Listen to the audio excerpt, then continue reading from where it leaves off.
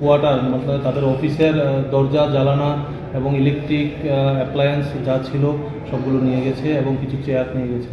তো আমরা সেই কমপ্লেন মূলে একটা মামলা নথিভুক্ত করি এনসিসি পুলিশ স্টেশনে।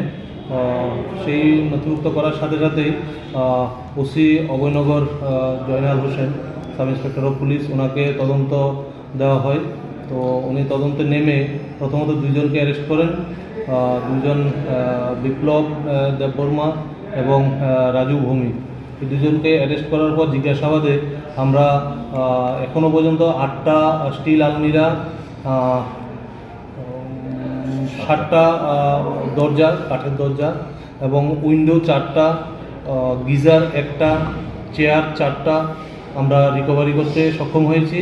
এবং এই সঙ্গে আরও যুক্ত আমরা 4 জন, টোটাল 6 জন আমরা এই কেসে এখনও পর্যন্ত অ্যারেস্ট করেছি।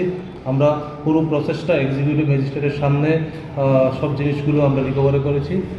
এখন আমরা এই 6 জনকে কোর্টে পাঠাবো এবং রিমান্ড প্রেয়ার করে আমরা দেখব আরও কিছু জিনিস, যে বাকি জিনিসগুলো আছে সেগুলো রিকভারি করা যায় কিনা। তাদের বাড়ি কোন জায়গায়?